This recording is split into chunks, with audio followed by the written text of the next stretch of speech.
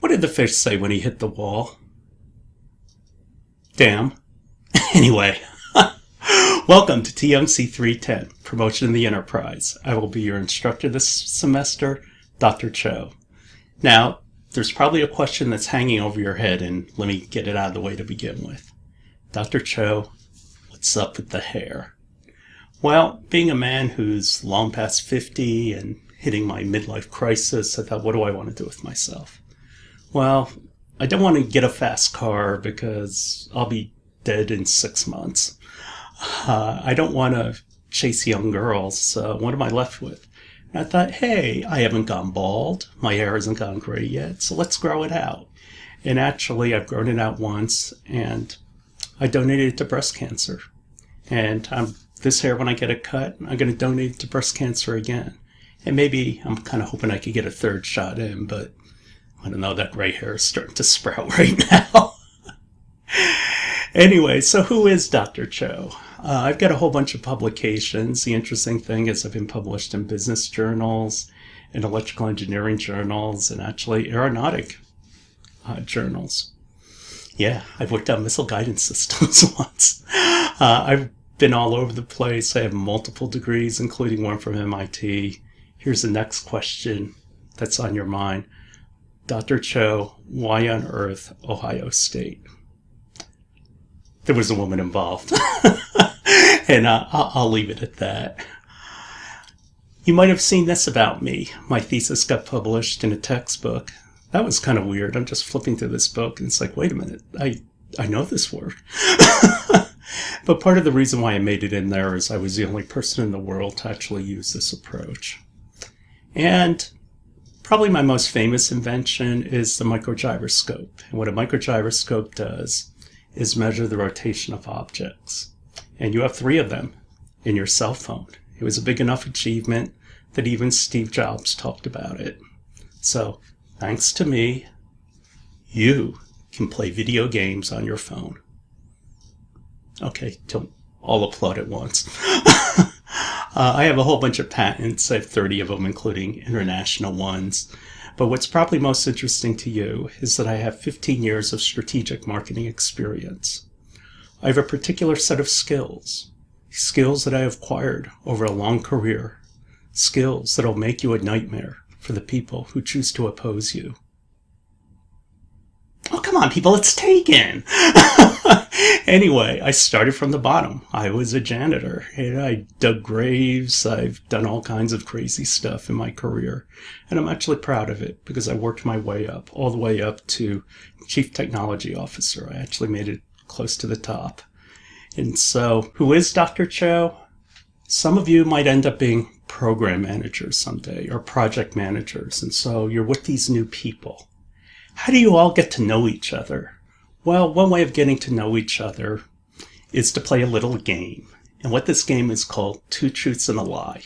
So you go around the table and you tell everybody to tell 2 things true about themselves and 1 thing that's a lie. And everybody has to guess what's the lie. So, here are 3 things about Dr. Cho. During his doctoral qualifying exam, and the qualifying exam is actually an oral exam, and this is the one chance the university has to get rid of you at the doctoral program. And so, I was the only one out of 10 students who took the exam to pass. Dr. Cho was checked out by the actress, Lucy Liu.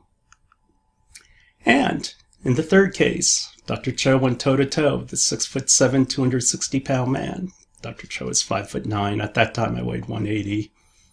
Now I don't want to tell you what my weight is. But anyway, I put him in the hospital, and I wasn't even bruised. So, which one is the lie? Well, number 1 is the lie. Number 1 is the lie because I was not the only person out of 10 candidates to pass. I was the only person out of 6 candidates to pass. Now, what about Lucy Liu? Well, in the case of Lucy Liu, she attended the University of Michigan at the same time I attended the University of Michigan. You know, the big empty parting campus, the quadrangle where everybody walks by. Well, I was walking by and she was walking by and we passed by each other. And then I stopped and I thought, she's cute. And she actually stopped, turned back, and took a look at me, and then turned around and kept walking. In the case of the 6'7" man, 260 pounds, I was raised in New Jersey, and I spent a lot of time in urban areas in New Jersey, and you have to know how to handle yourself. And so I said something derogatory to this gentleman whose nickname was Samson because he had this long hair, big beard and mustache, muscled, big guy. And he's spouting how badly he's going to mess me up and F-bombs are flying and everything else. And so, what did Dr. Cho do? Well, he entered one of these little pizzerias, or what we used to refer to as pizza and beer joints. It's like you buy a pizza and you get a pitcher of beer for free. And so, as he started to walk towards me, what did I do? Well, back in these days, they used to make pizza hot, the kind that burns the top of your mouth off.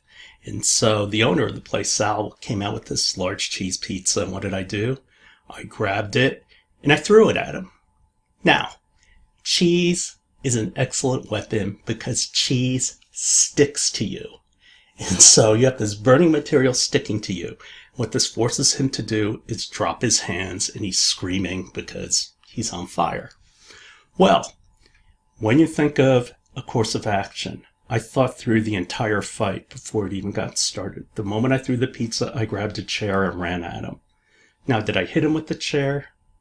No. A chair is a bad weapon. Chairs are designed to have low centers of gravity. They're designed to sit on the ground. No, I grabbed that chair and ran over to him because he's 6'7". I'm 5'9". I can't reach him. So I stood up in the chair and popped him. And it put him on the ground, and then I grabbed him by the hair and I dragged him out into the street because Sal was a buddy of mine and I didn't want to mess up his restaurant. Subsequently, then, with him lying on the ground, I did, let's just say I did a little dance on top of his head, and so that's how it ended. Now, there is actually a point to this story. And what the point to this story is, the little army can beat the big army, but how does it do it? You dictate where you're going to fight, how you're going to fight, under what rules you're going to fight. If I have fought under his conditions, like let's go out into the middle of the street in that big open area, forget it, I had no chance. But we fought under my terms. And this is what marketing is about. You dictate to your competition where you're going to compete, how you're going to compete, and we're going to match my strengths against your weaknesses. And that is the crux of marketing. It is strategic in nature. I want to teach you how to compete and win. Now, so the objective of this class is basically to teach you how to take a product or service and evolve it through its life cycle. And so you understand the product, how it's going to develop those kind of skills, and understand what modern marketing is about. We're going to go over the digital age.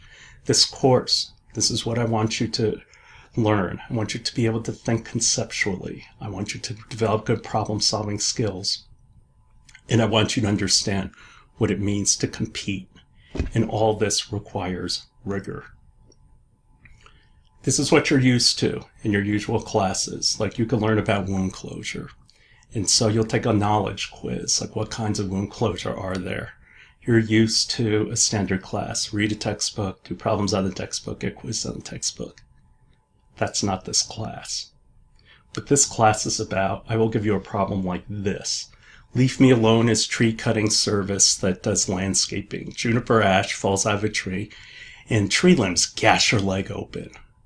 And so now I'm going to ask you, I'm going to assume you already understand what the techniques are. I'm going to ask you, how do you apply it? What do you use in this situation? Why? Because this is what you need to know when you get out into the industrial world. This is what's going to make or break you in your career. What kind of decisions do you make? That will define everything. Now, I also want you to think broader and to think with depth. For example, Lao Tzu said, give a person a fish you feed him for a day. Teach a man to fish, you feed him for a lifetime. And everybody's like, wow, that's so wise. No, it isn't. And the reason why is you're leaving knowledge on the table. And this is what I mean. You need to exercise contemplation and observe, what is this actually saying? What is the real story behind this? The limitations in it is this technique only works as long as the fish are biting. But here's the idea behind it. What is the challenge of fishing? The challenge of fishing is that these fishes have high senses that alert them to danger. But in the presence of food, their defenses come down. And therefore, you have an opportunity to capture them. The concept here is that bait allows you to hunt and capture animals. And so this is what I refer to as the nature of things. Why does fishing work?